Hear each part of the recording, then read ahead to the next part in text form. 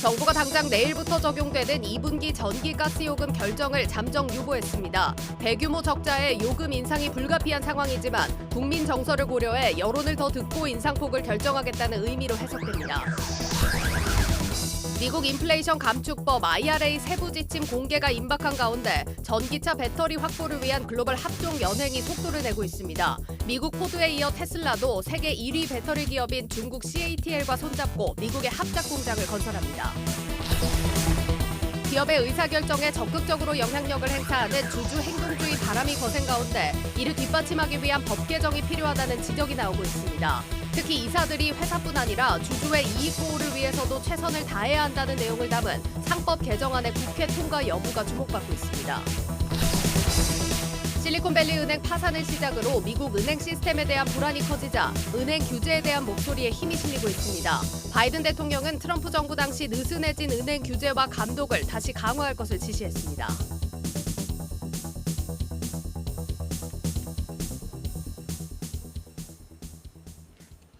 뉴스플러스 시작합니다. 첫 소식입니다.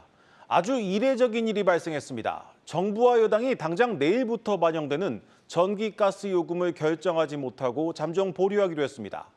2020년 12월부터 분기별로 요금을 결정해온 이래 당장 다음 달 요금을 결정하지 못한 건 이번이 처음입니다. 엄청난 적자의 요금 인상이 불가피하지만 국민 정서를 고려해 여론의 눈치를 살피는 것으로 해석됩니다.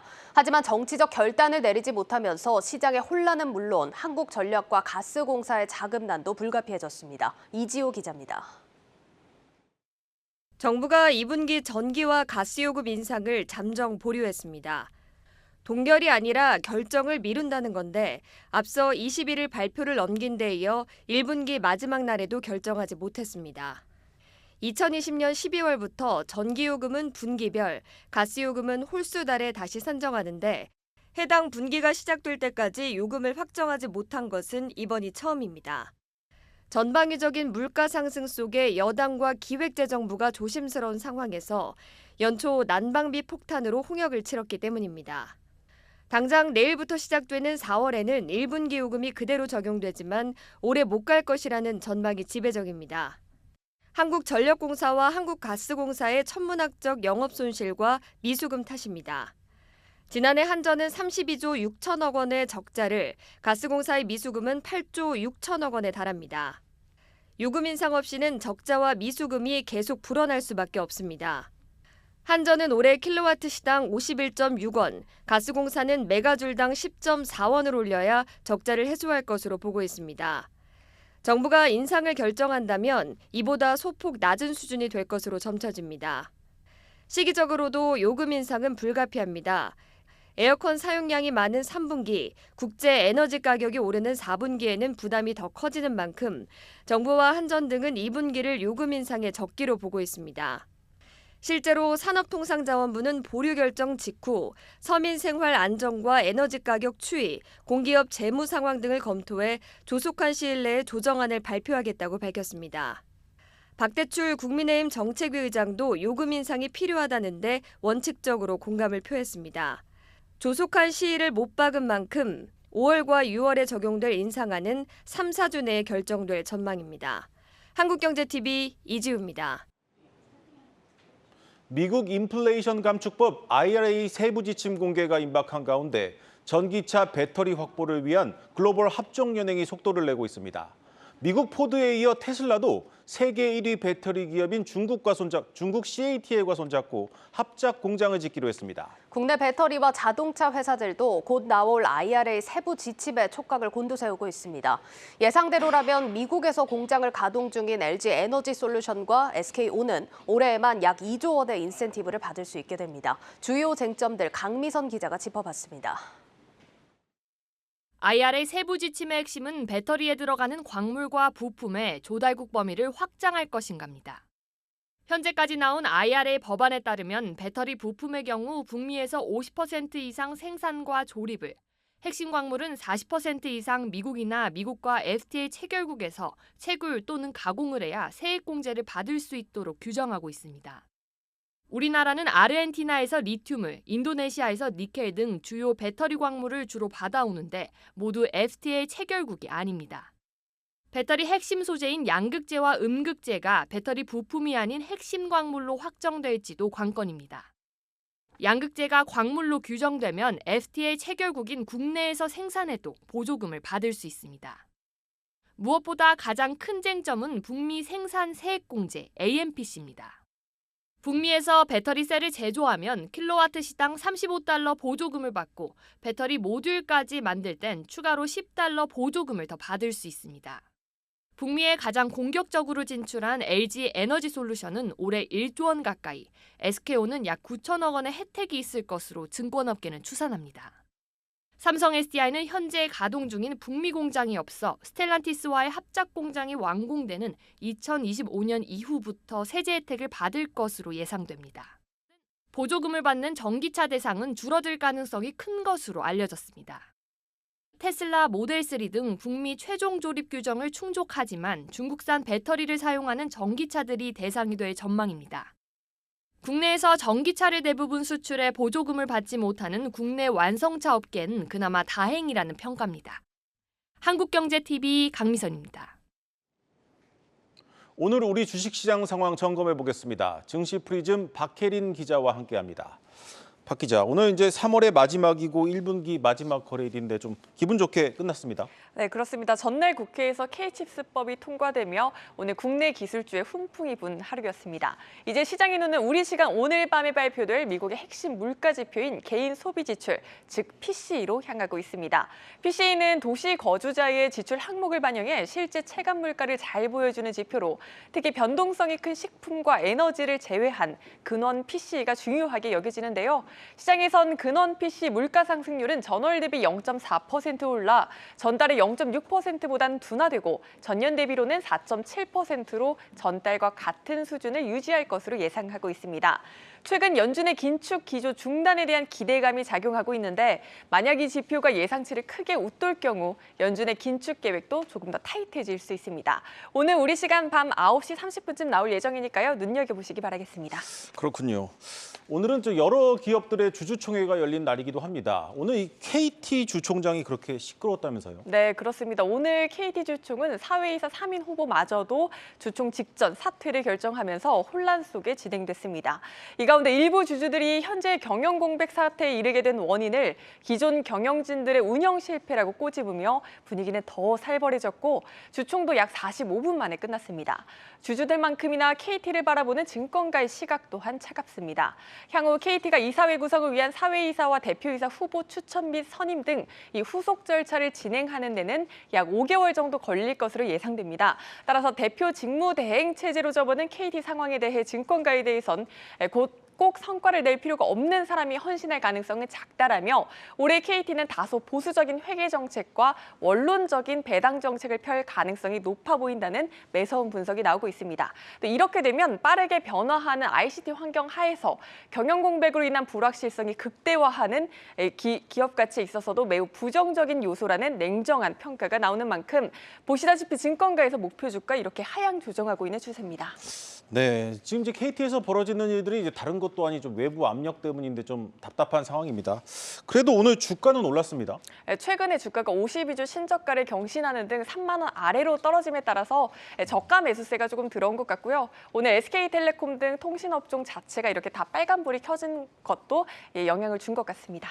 네, 그렇군요. 이제 박 기자, 근데 KT만큼이나 지금 이 주주들의 민심이 안 좋은 기업이 있다고요? 네, 그렇습니다. 교촌치킨이 다음 주부터 치킨값을 최대 3,000원 인상하겠다고 밝히자 주주도 소비자도 냉담한 반응을 보이고 있습니다. 교촌 F&B 주주들의 반응을 가져와 봤는데요. 이렇게 싸늘한 반응을 알 수 있었습니다. 이 교촌이 있는지도 모르게 5만 원까지 올려달라. 그리고 또 뭐 2분의 1 허니콤보다 뭐 이런 얘기들이 있는데 이게 무슨 말입니까? 네, 현재 교촌 F&B 주가는 9,000원 수준으로 2020년 코스피 상장 당시 4만 원에 달했던 것과 비교하면 약 80%가량 주가가 빠진 상황입니다. 네. 한 주가 허니콤보 2개 가격이었다면 이제 절반 가격까지 꺾였다는 것을 이렇게 빗대어 표현한 거고요. 이렇게 싸늘한 주주들의 반응과 함께 증권가에서도 교촌에 대한 관심을 거둔 상황입니다. 현재 현재 교촌 FMB에 대한 보고서를 내는 곳은 유진투자증권 한 곳으로 이미 대다수의 증권사들이 더 이상 리포트를 내지 않고 있고요. 유진투자증권도 최근 리포트에서 교촌 FMB의 목표가 19%가량 하향 조정했습니다. 이 치킨 값을 꽤 많이 올렸는데 1분기 실적이 어땠길래 이렇게 값을 많이 올린 겁니까? 예, 유진투자증권이 추정한 걸 한번 보면요. 교촌 FMB 1분기 영업이익과 순이익 각각 전년 대비 24%, 23%가량 줄어든 것으로 예상을 하고 있고요. 가격 인상 발표가 나온 24일 이후 기관과 개인은 교촌의 주식 순매도하고 있었습니다. 이 실적이 안 좋아서 가격을 올렸는데 주가는 떨어지는 답답한 상황입니다. 오늘 금요일입니다. 다음 주 주요 일정도 좀 점검해 주시죠. 네, 3일에는 3월 미국의 ISM 제조업 지수가 발표되는데요. 50을 넘으면 확장, 50을 미달하면 위축을 뜻합니다. 또 현지 시간 5일에는 미국의 2월 무역 수지가, 7일에는 3월 고용 동향 보고서가 발표됩니다. 또 다음 주에는 휴장하는 국가들이 많습니다. 대만 증시는 3일부터 5일까지 휴장을 하고 5일에는 중국과 홍콩, 또 청명절로 장을 쉬어갑니다. 또 부활절 직전 금요일을 성금요일이라고 하죠. 프랑스와 독일, 영국과 미국 등 홍콩 증시도 성금요일로 증시가 열리지 않습니다. 모르고 계시면 당일에 조금 당황할 수 있으니까요. 날짜 참고하시기 바라겠습니다. 네, 잘 들었습니다. 증시 프리즘 박혜린 기자였습니다.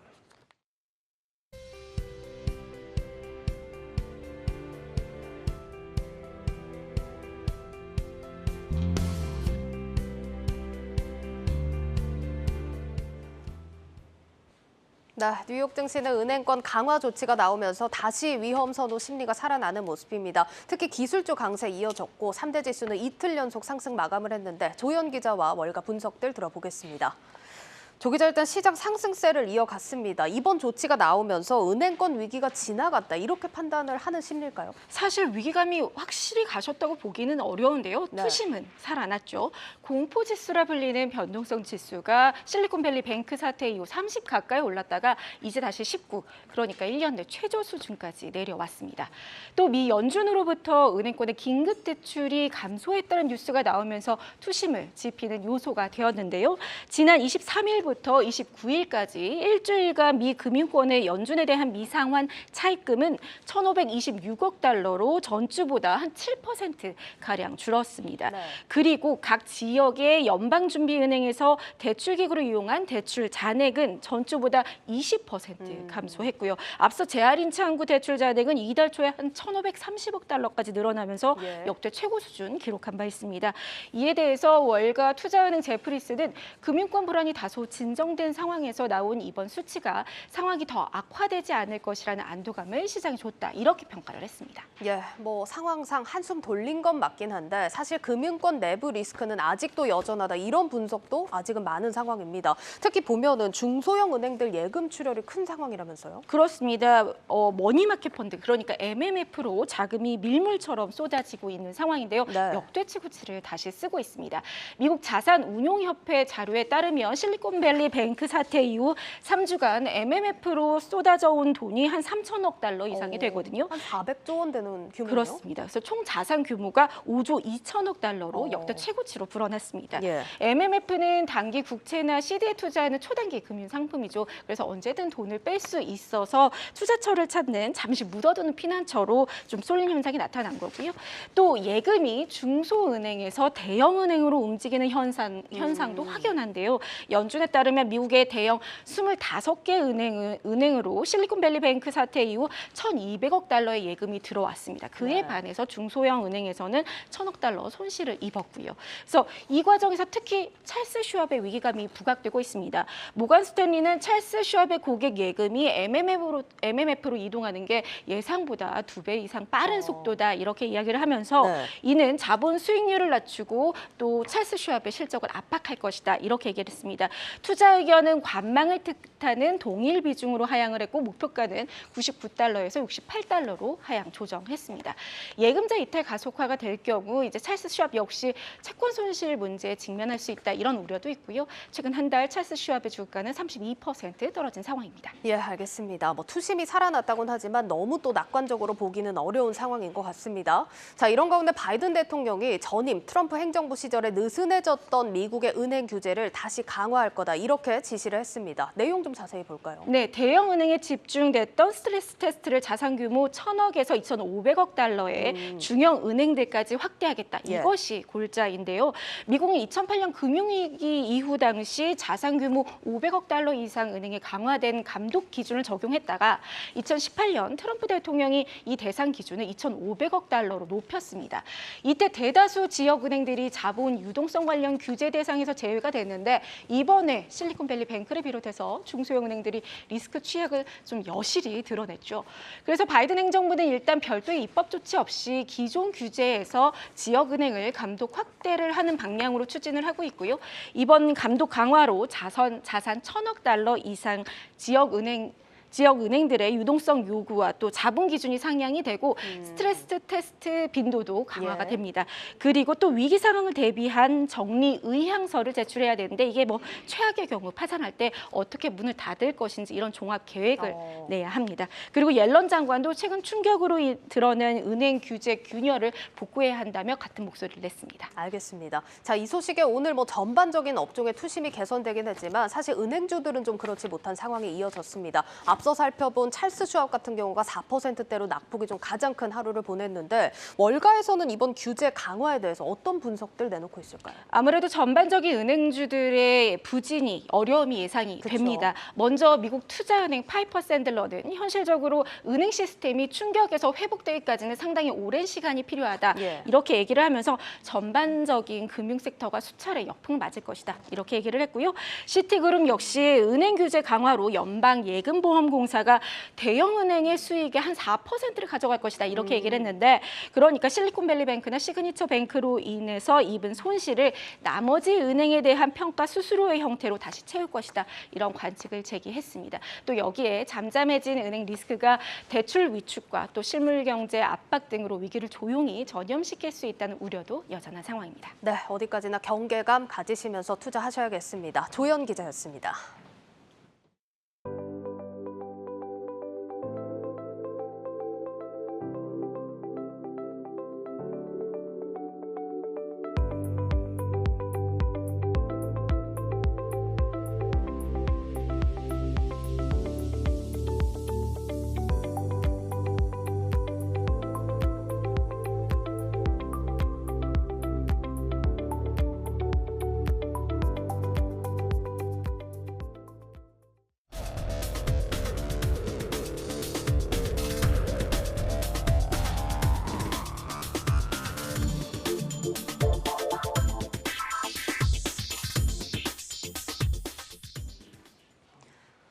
올해 주총 시즌이 마무리되면서 적극적인 주주 제안에 나섰던 행동주의 펀드들의 성적표가 속속 공개되고 있습니다.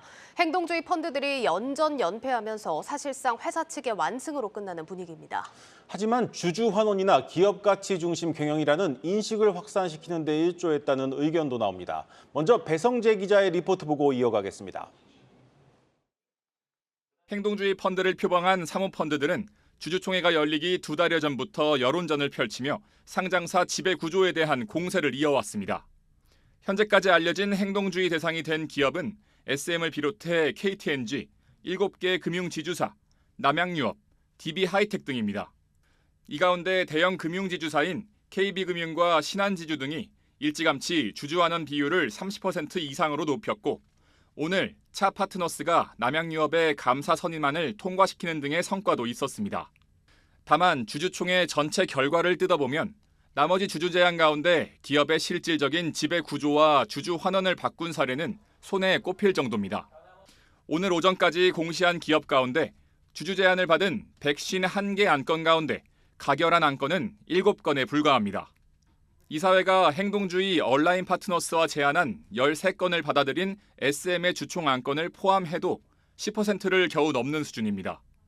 행동주의 펀드들이 지분상으로도 불리했고 또 이들 제안이 배당 확대 등 단기 수익에 집중된 것이 패인으로 꼽힙니다. 자연스레 주요 의결권 자문사, 나아가 기관 투자자들 설득에도 실패했다는 분석입니다. 비공식적으로 기노업으로 한 10년 정도 계속 대화하고 제안하고 또 문제만 제기하는 게 아니라 그 기업이 관심을 가질 만한 솔루션도 제공해주고 그래야지 기업도 인게이지먼트하는 투자자를 대화 상대로 인정을 하죠. 이들 행동주의 펀드들은 일제히 행동을 지속해 나갈 것이라고 밝히며 다음을 예고 중에 있습니다. 연전 연패 속에도 행동주의 대상 기업들에게서 유의미한 움직임들이 나오면서 졌지만 잘 싸웠다는 평가도 나옵니다.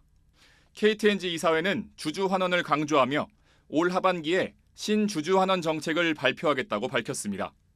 김기홍 JB금융 회장도 주총 마무리 발언을 통해 표결 결과와 상관없이 온라인의 주주 제한을 주요 의사결정 시 늘 고려하겠다고 말했습니다. 한국경제TV 배성재입니다. 앞서 보신 것처럼 상장사 주식을 사서 경영권에 적극 개입하는 행동주의 펀드 활동이 크게 늘었습니다. 이 한국식 행동주의가 정말 우리 주식시장의 저평가 문제를 해소할 수 있을지 올해 주총 결과와 함께 진단해 보겠습니다. 증권부 김종학 기자 나와 있습니다. 김 기자, 주총에서 행동주의 펀드들 제한이 부쩍 늘긴 했습니다만 네. 보니까 실제로 주총을 통과한 비율은 그렇게 높지 않은 것 같아요. 네, 이유를 따져보면 가장 직접적으로 대주주 비중이 너무 높은 그런 회사들이 타깃이 된 경우에는 실패하는 경우가 굉장히 많았습니다. 예. 태광산업만 해도 대주주와 특수관계인 지분이 50%를 넘어가는 구조인데 소수주주 제한만으로 주주총회 안건을 통과시키기가 어렵다는 한계가 분명히 있습니다. 지분 1% 이상을 확보한 행동주의 펀드 외에 소수 개인 투자자들이 중심이 돼서 코스닥 상장사의 이러한 주주 제한을 요즘에 많이 했는데 역시 대부분 실패한 것으로 나타납니다. 네. 이들 기업의 대주주들에게는 지배구조를 바꿔서 장기간 이익을 보겠다라는 행동주의 펀드의 어떤 그런 취지보다는 단기 수익에 그칠 수 있다라는 우려를 오히려 더 자극할 수도 있고 이에 대한 방어 장치가 없다라는 걸 또 우려하고 있습니다. 예. 재계 대표하는 이제 한국경영자총협회, 상장사협회 얘기를 들어보면 기업 입장에서 불합리하거나 단기 수익에 집중하는 펀드의 공격에 대비하기 위해 경영권 방어책도 법제화가 필요한데 이게 좀 진행되지 않는다. 이른바 무늬만 행동주의 펀드 공격을 막아낼 장치가 없다라고 하소연을 합니다. 공격과 방어를 위한 평평한 운동장이 필요한데 이를 위해서 이제 자본시장의 선진화나 정부에서 여러 가지 이제 제도적인 보완이 필요하다. 이렇게 지금 얘기들이 나오고 있는 상황입니다.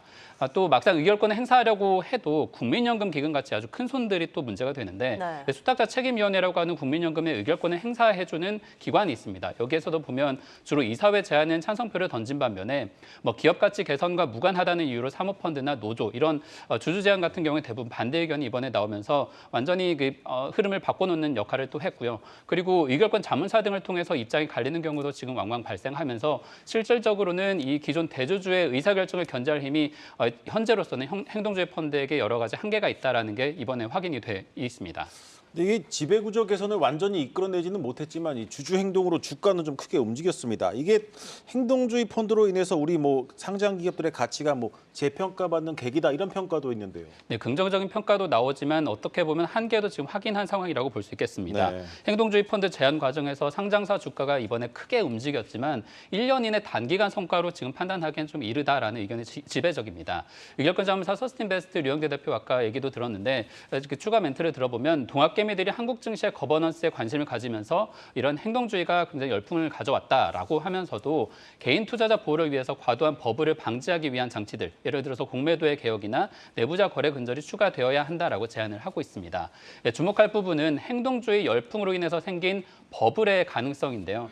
기본적으로 사모펀드들은 물론 기본적으로 이제 돈을 벌어들이는 것이 목적이다 보니까 단기 성과에 흔들릴 가능성도 주주들이 감안해야 한다라는 겁니다. SM 같은 경우에는 지난해부터 이어진 이수만 창업자 개인 회사를 떼어내고 또 최근에 이제 경영권 분쟁이 이어지면서 주가가 작년만 해도 한 5만 원 수준이던 것이 3배 정도 올랐잖아요. 예. 그런데 이게 공개 매수가 마무리된 직후에 작년 수준 주가로 빠르게 돌아가는 중입니다. 또 KTNG 역시 안다자선 운용 등의 지배구조 제한 이후에 작년 한 26% 정도 올라서 좋은 성과를 냈지만 투자자 설명회 이후에 주주 제한 기대감이 아주 하락하면서 이러한 성과를 모두 반납한 상태입니다. 다만 이제 강성부 펀드로 알려진 KCGI가 최근에 이제 오스템 임플란트 공개 매수로 어느 정도 수익을 냈고 또 어제 지분 7.05%를 확보한 DB 하이텍을 통해서 이 부분에서도 주가가 꽤 오른 상황이긴 하지만 이 현재 수준에서 그런 기업의 정말 저평가가 완전히 해소됐냐라고 보기 역시 이르다라는 얘기가 나오는 것이죠. 또 독립적인 이사회나 경영진을 견제할 감사를 선임하도록 하는 등 이 대주주 중심의 의사결정 구조를 지금 깼다라는 의미는 있지만 있지만 실질적인 기업 가치가 이제부터 시작이 된 거 아니냐라는 의미부여를 해볼 수 있을 것 같습니다. 알겠습니다. 그런데 이게 장기적으로는 주주 제한이 오히려 줄어야 한다 이런 의견이 있던데 이거는 어떤 의미가 있다고 봐야 되는 걸까요? 이 주주 제한 과정들을 보면은 기업들에게 공격적인 경우가 지금 상당히 대부분인데 기업들을 설득하기 위한 과정이 선행되어야 한다라는 게 지금 뒤늦게 나오고 있는 겁니다. 우리나라 같은 경우에는 주주가 이제 지분 1% 이상만 가지고 있으면 주주 제한을 할 수 있도록 되어 있는데 미국 같은 경우를 조금 비교를 해보자면 이 지분 1% 이상은 물론이고 보유 기간이 최대 1년에서 3년 정도 가진 경우에만 주주 제한을 할 수 있도록 제한을 하고 있습니다. 한국 같은 경우에는 지분에 관계없이 견제할 수 있도록 여러 가지 문턱을 낮춰준 반면에 미국은 이 문턱을 유지하고 있다라고 볼 수 있는데 네. 오히려 이런 면에서 미국 같은 경우에는 기업들과 조금 더 적극적으로 대화를 하고 있는 그런 흐름들이 나타납니다. 따라서 사모펀드를 통해서 공격적인 주주 제한 비중이 오히려 줄어들고 지배구조라든가 아니면 오히려 최근 ESG 흐름에 맞춘 환경이나 사회 쪽으로 여러 제안들이 나오면서 대주들의 공감을 얻는 사례가 발생을 하고 있는 것이고요. 네. 또 이게 주주 제한의 성향을 조금 비교해서 지금 표로 볼 수도 있을 것 같은데 상장사의 경영진을 바꾸기 위한 행동 중에 보면은 가장 친화적으로 경영진과 면담하는 방법이 있고 가장 공격적으로는 주주 제한이 안 될 경우에는 의결권으로 싸우거나 위임장 대결까지 가는 아주 공격적인 방법들이 있습니다. 네. 하지만 이런 것들은 대주주가 주인인 회사인 입장에서는 받아들이기가 매우 어렵겠죠. 때문에 이 부분에 있어서는 가치 투자 진영, VIP 자산운용이나 라이프 자산운용 측의 얘기를 들어보면 길게는 10년 정도 아주 장기간을 두고 경영진을 설득해가는 과정이 지금 필요하다. 그를 통해서 이제 목표 수익률을 회수하는 게 필요하다라고 얘기를 하고 있고요. 결국에는 기업이 스스로 경영권을 지킬 수 있도록 안전장치를 마련해주면서 상장 기업의 낡은 지배구조를 바꿔가는 여러 가지 제도가 병행되어야 한다. 이렇게 얘기를 정리해 볼 수 있을 것 같습니다. 그런데 이게 행동주의를 통해서 이제 매년 이 표대결을 치를 수도 없는 일인데 이 기업들이 좀 알아서 지배 구조를 바꾸는 것을 뭐 제도나 법으로 유도할 방법은 없습니까? 네, 결국에는 법이 아직은 미비하다라는 게 가장 핵심이라고 할 수 있겠습니다. 네. 이미 SM의 경영권 다툼 과정에서 공개 매수를 전후한 투자했던 이제 주주들 같은 경우는 상당한 손실을 떠안고 갈 수밖에 없는 그런 아이러니한 상황이 벌어지고 있는데 이러한 분쟁이 일어나기 전에 주주와 대주주 모두가 이익을 얻고 이 지배 구조를 바꾸려면 결국에는 상법 개정이 회사법이 개정이 되어야 합니다. 현재 이제 회사법에서 가장 핵심 조항 중에 하나가 382조에 있는 이사의 충실 의무라고 하는 부분인데 여기에 보면 이사가 이제 회사를 위해서 복무하도록 되어 있지만 지금 이제 행동주의하는 이런 주주들 입장에서는 주주의 비례적 이익, 대주주나 소수주주나 구분 없이 모두 한 주를 가지고 있는 입장이니까 다 동등하게 대우해서 우리의 권익도 지켜야 달라 이런 식으로 상법을 개정해야 한다라고 얘기를 하고 있습니다. 하지만 이 부분에 대해서는 뭐 재계 입장에서는 당연히 경영권 방어 장치가 전무한 상황에서 어떻게 똑같은 대우를 받느냐라고 반대를 하면서 관련 법안이 개정안이 이제 국회에 올라와 있지만 계류가 지금 굉장히 길어지고 있는 상황이고요. 예. 금융당국이 뭐 지난해부터 이제 자본시장 저평가 해소를 위해서 물적 분할 관련한 규제라든가 의무공개 매수제도 등을 이제 추진을 해왔는데 지금 방금 보여드린 가장 까다로워서 방치 중인 상법 개정 여부가 이제 한국 증시에 정말 꼬리표라고 할 수 있는 저평가를 해소할 수 있는 마지막 열쇠, 마지막 퍼즐 조각이 될 것으로 보여집니다. 네, 잘 들었습니다. 증권부 김종학 기자였습니다.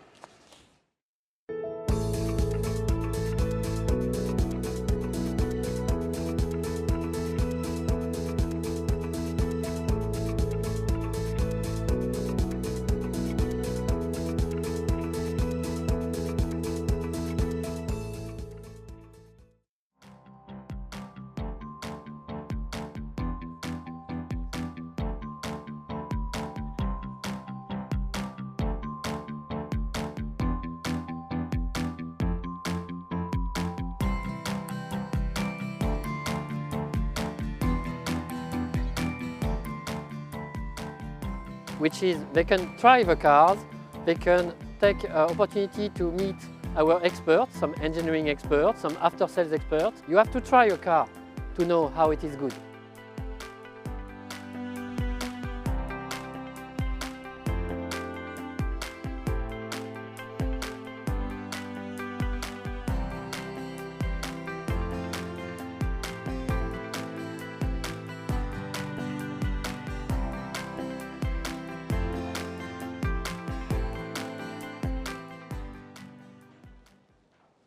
매주 금요일마다 만나는 권영훈의 집중 탐구 시간입니다. 최근 들어 전세 사기, 역전세, 깡통 전세가 속출하면서 이 세입자가 집주인한테 전세 보증금을 돌려받지 못하는 사례가 늘고 있다고 합니다. 어찌된 일인지 이제 권영훈 기자와 자세한 얘기 나눠보겠습니다. 네. 기자, 지금 좀 상황이 얼마나 심각한 수준입니까? 네, 올 들어 그 전세 보증금 미반환 사례가 크게 늘고 있습니다. 한국부동산원에 따르면 지난달 전세 보증 사고는 역대 처음으로 1000건을 넘겼고, 사고 금액 역시 역대 최대입니다.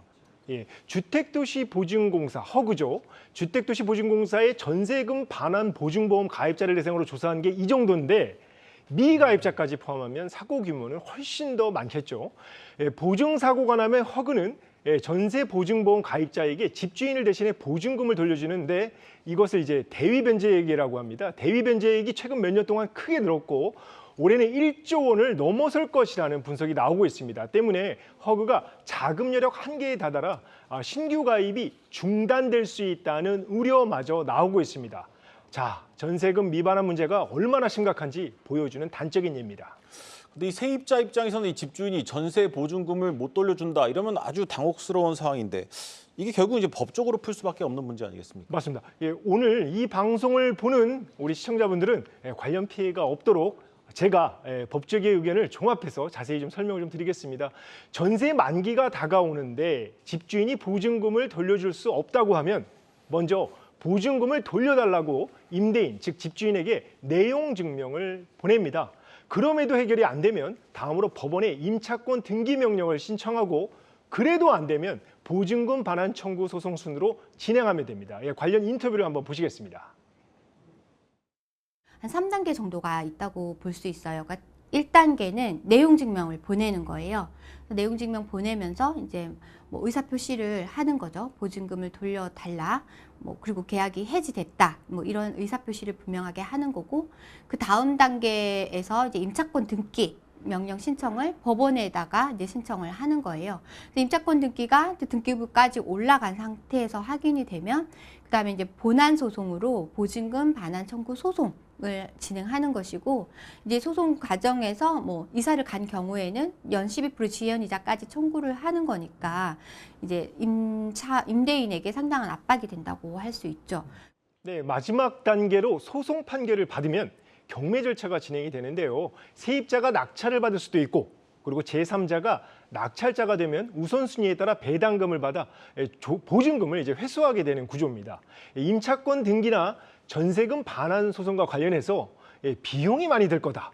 또 복잡하고 힘들 거다라고 생각하시는 분들이 많은데요. 사실은 좀 다릅니다. 등기 비용은 소액이라는 점, 그리고 소송의 경우 세입자가 승소할 가능성이 매우 높아서 소송 비용도 패소하는 쪽, 즉 임대인이 부담하게 됩니다. 법률사무소에 의뢰하면 변호사가 알아서 잘 해주기 때문에 큰 부담을 가질 필요가 없다는 얘기입니다. 실제로 최근 전세보증금을 돌려받지 못한 세입자들이 임차권 등기 명령을 이제 법원에 신청하는 건수가 크게 늘고 있는데요. 등기부 등본에 임차권이 표시되고 이사를 가더라도 대항력이 그대로 유지되기 때문입니다. 다만 이제 법조계에서는 보증금 반환 청구 소송이 보다 효과적이라고 얘기를 합니다. 권리관계가 복잡하지 않은 소송 과정에서 아는 경우 이제 소송 과정에서 피해 복구가 되는 사례가 대부분이라고 합니다. 솔직히 제가 지금 이 자리에서 이제 강조드리고 싶은 거는 이번 그 전세금 보증 이런 사고를 미리 예방하자는 건데요.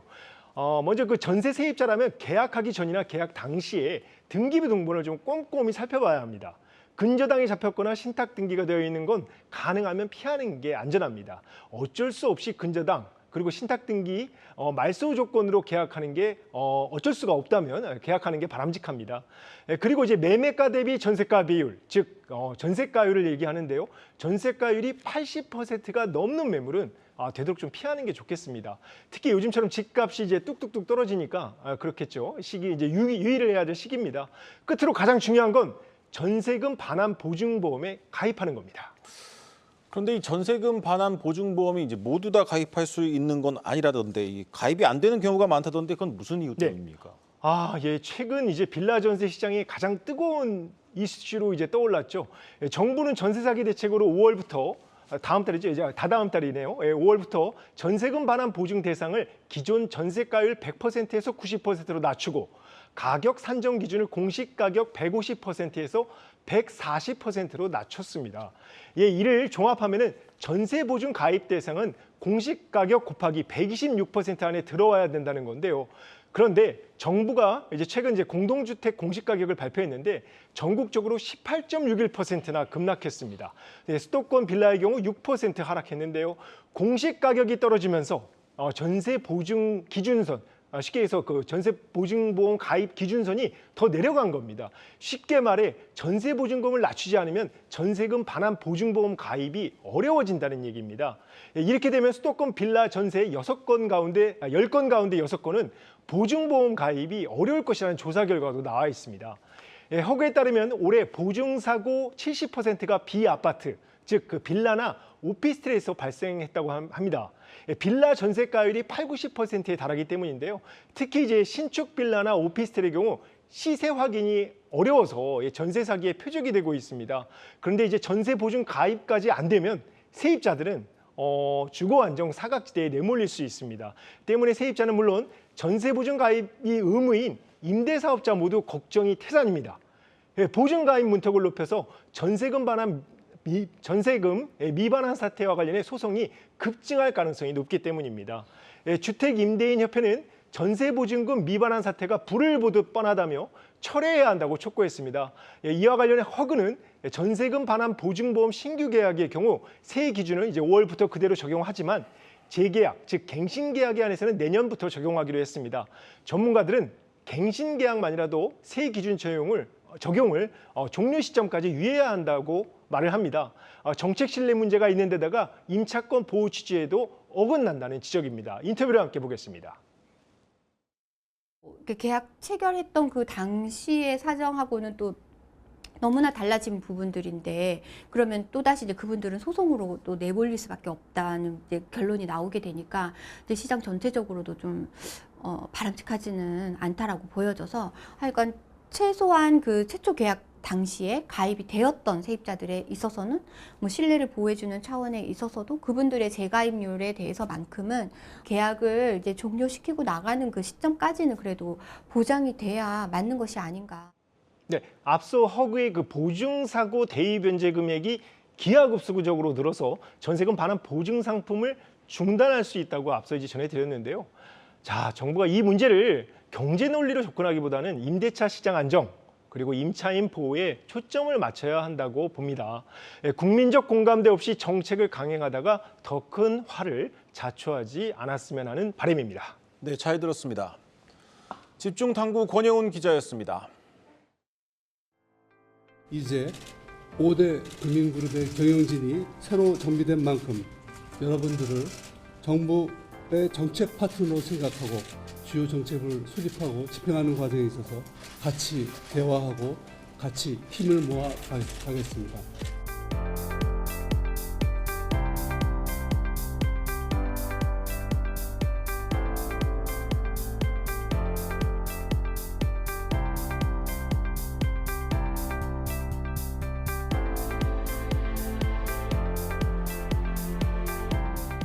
계속 이어지는 고금리 시대에 그런 고통부담의 노력 계속 지속될 수 있는 그런 환경이 될 수 있도록 저희도 노력하고 인식을 같이 하면서 함께 나가면 좋겠다는 그런 생각이 듭니다.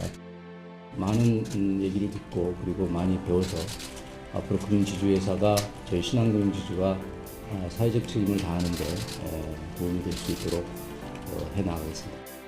우리 금융에 맞는 또 지배구조 개선 방안이 있다면 이는 적극적으로 저희 추진해 나가고 또 현재 기획하고 있다는 점을 말씀드립니다.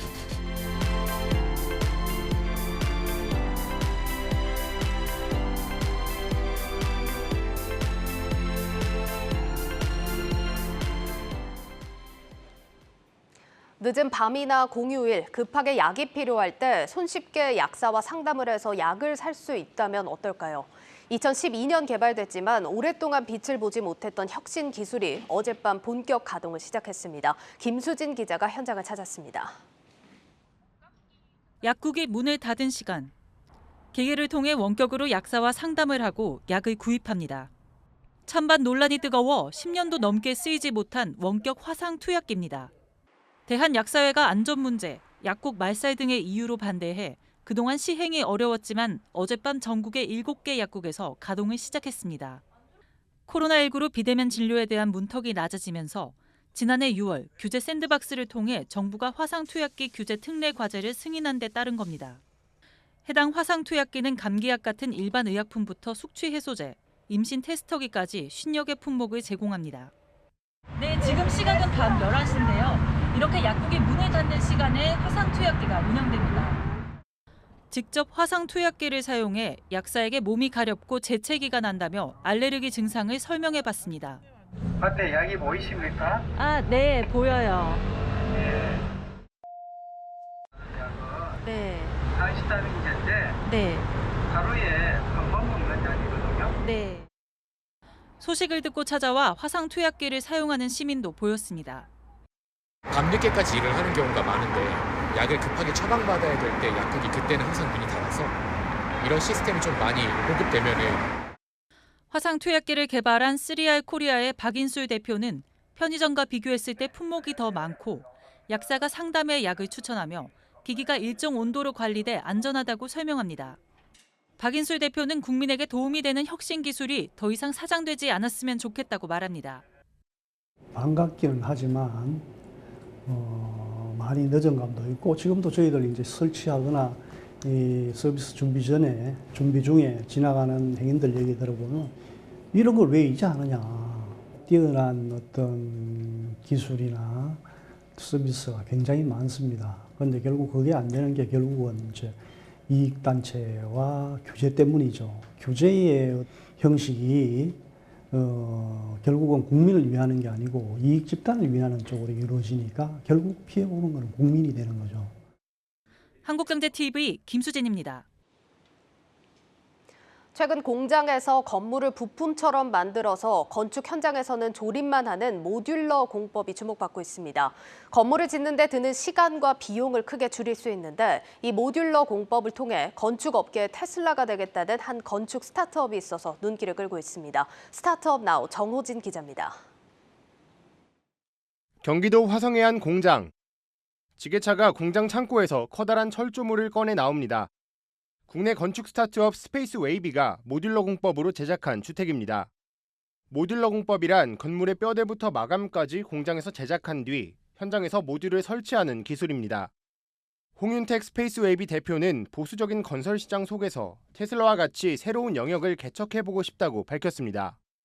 전기차라는 걸 가져와가지고 새롭게 그 영역을 만든 걸 전 되게 리스펙하는 부분이 있다 보니까 저희도 똑같거든요. 건설이라는 게 되게 보수적이고 되게 큰 시장이고 탄탄한 시장인데 거기에서 좀 이 방식을 바꿔볼까 하는 부분에 있어서 그냥 저희는 테슬라처럼 되고 싶다. 창업 3년 차인 스페이스 웨이비는 지난해 50억 원 이상의 매출을 기록하며 시장 내에서 입지를 다지고 있습니다. 이 같은 실적에 힘입어 스페이스 웨이비는 얼어붙은 투자 시장 속에서도 45억 원의 시리즈 A 투자를 유치했습니다. 저희는 제조업이잖아요. 그렇기 때문에 좀 어려운 부분이 있었는데 그래도 저희는 매출 나는 회사고 실제 고객한테 저희 서비스도 제공하고 있고 이런 사업 체계가 보니까 그래도 우여곡절 끝에 그래도 투자를 한 것 같긴 합니다. 지난해 미국의 모듈러 건축 시장 규모는 약 120조 원, 5년 내 160조 원까지 성장할 것으로 전망됩니다. 해외 시장의 성장세가 뚜렷한 만큼 홍윤택 대표도 올해 미국 시장에 모듈러 주택을 수출하는 계획을 준비 중입니다. 우리가 흔히 쓰는 전자제품, 애플 보면은 메이드 인 캘리포니아라고 써 있잖아요. 미국에 있는 현지의 파트너사와 같이 해서 합작 법인을 만들고 우리 쪽에서 집을 파트별로 분리해서 보내는 거예요. 그런 똑같은 구조를 한번 가져가 보자 생각하면서 추진을 해보고 있습니다. 전원주택뿐만 아니라 이동식 주택, 호텔까지 사업의 확장 범위가 무궁무진하다는 홍윤택 대표. 건축업계에 새로운 파동을 만들겠다는 사명과 같이 기술력을 바탕으로 새로운 도전에 나서고 있습니다. 한국경제TV 정호진입니다. 사상 최대 실적에도 지지부진한 주가를 이어가고 있는 HMM의 주주총회가 오늘 열렸습니다. 소액주주들은 회사 측에 주가 부양책을 내놓으려며 쓴소리를 던졌고 김경배 사장은 자사주 매입 등을 검토하겠다며 수습에 나섰습니다. 전효성 기자가 보도합니다. 지난해 3월 3만 5천 원 수준을 기록했던 HMM의 주가는 현재 2만 원대 초반으로 고점 대비 40% 이상 하락했습니다. 주가 하락 속에 열린 주주총회, 시작부터 주주들의 성토가 잇따랐습니다. 고점 대비해서 반토막 이상 나 있거든요. 그 주주들은 지금 되게 힘든 상황이에요. 그 주주들에 대한 보상 자체가 지금 뭐 IR도 하나도 안 해. IR 팀 뭐 하는 거예요 도대체? 지난해 사상 최대인 9조 9천억 원의 영업이익을 낸 HMM의 배당 총액은 5,868억 원. 국내 상장사 평균 배당 성향에 크게 못 미치는 배당에 소액 주주들의 분노도 거셌습니다. 영업이익의 몇 프로를 어떻게 배당을 하게 되는지 거기에 대한 의사결정 과정이 궁금한 겁니다. 저희는 이 회사를 운영하는 공동의 책임을 갖고 있는 사람들로서 소액 주주들은 책임 경영에 나서라며 경영진의 자사주 매입도 촉구했습니다. 김경배 대표님, 자사주 취득 계획 있으십니까? 진화에 나선 김경배 대표는 주주 가치 제고를 위해 자사주 매입 등을 검토하고 있다고 밝혔습니다. 주주 여러분께서 원하신다면 전 충분히 H&M 주식을 보유하고 또 책임감을 가지고 또 경영을 할 수 있는 그런 준비는 되어 있습니다. 언제든지 제가 주식을 취득하도록 하겠습니다. 주가 부진의 주요 원인으로 지목받는 영구채 처리 방안에 대해서도 공방이 이어졌습니다. HMM은 산업은행과 한국해양진흥공사를 상대로 2018년부터 2020년까지 총 2조 6,800억 원 규모의 전환사채와 신주 인수권부 사채를 발행한 바 있습니다. 이 영구채를 빨리 상환하라는 주주들에게 회사 측은 불확실성을 줄이는 방향으로 갈 것이라면서도 채권단 입장이 중요하다며 주주들의 이해를 구했습니다. 또 중간 배당, 분기 배당도 검토하고 있다고 밝혔지만 해운 업황이 꺾이는 상황이 고민스럽다는 반응도 내놨습니다. 시가 배당은 많이 하시면 좋죠. 시장이 너무나 불확실하고 또 지금 당장 올해만 해도 이미 그 해운업계가 적자로 들어가는 회사도 있다는 얘기가 나옵니다. 11년간 적자 나오던 회사가 그것도 우리의 자력이 아니라 코로나라는 외생 변수에 의해서 이렇게 번 돈을 과연 다 써버리는 게 맞느냐는 부분에 해운 업황 부진 속에 주주들의 거센 배당 확대 요구까지 미래 성장이냐 주주 가치 제고냐 HMM의 고심이 깊어지고 있습니다. 한국경제TV 전유성입니다.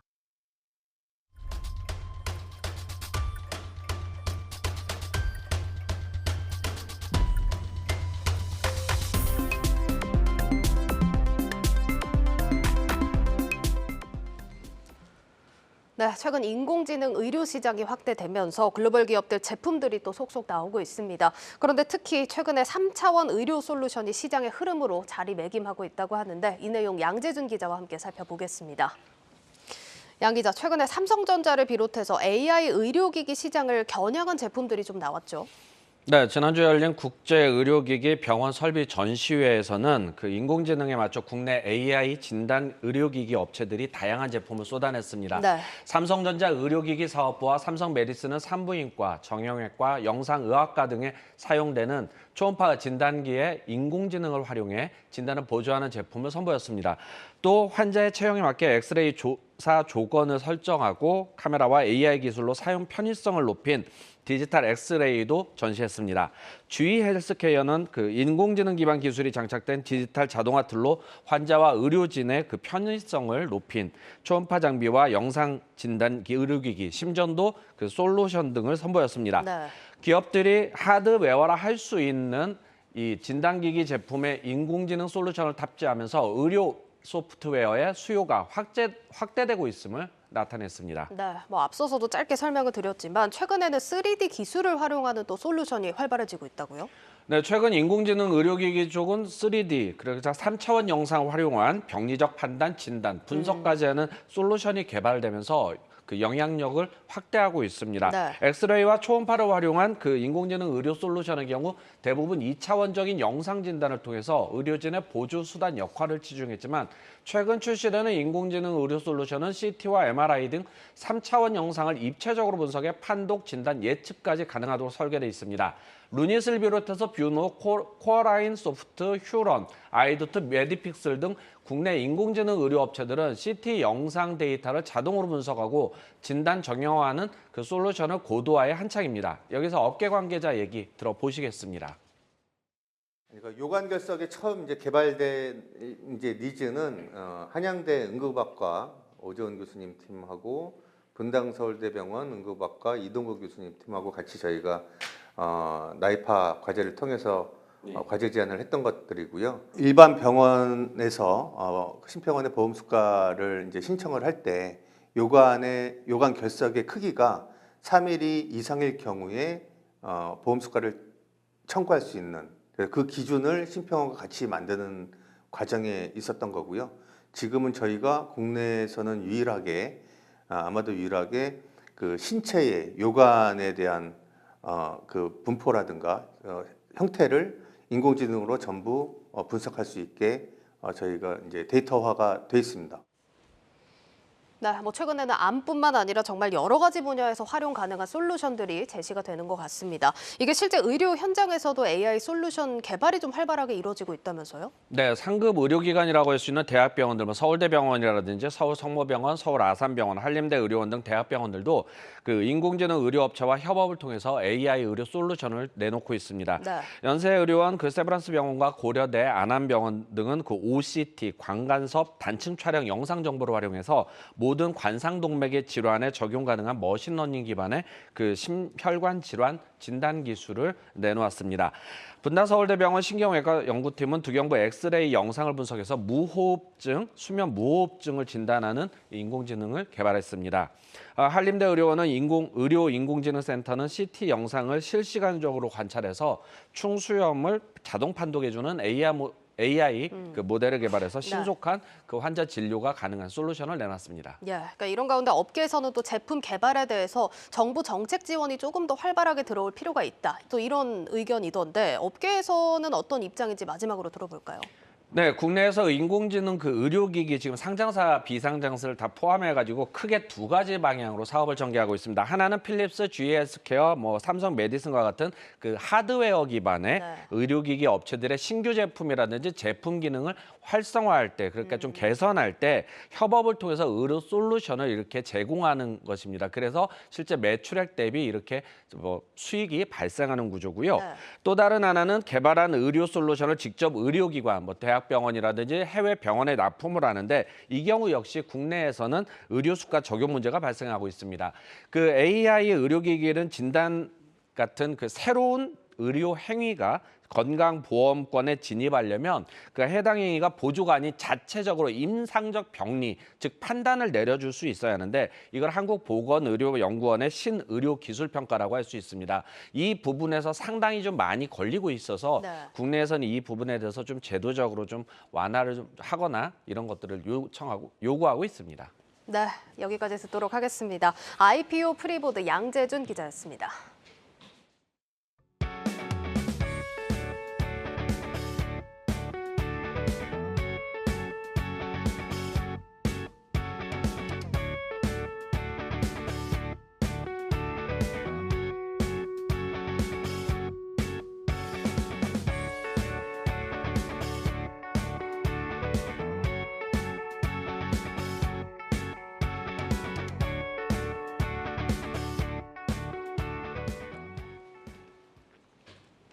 뉴스 플러스 오늘 준비한 순서는 여기까지입니다. 시청해주신 여러분 고맙습니다.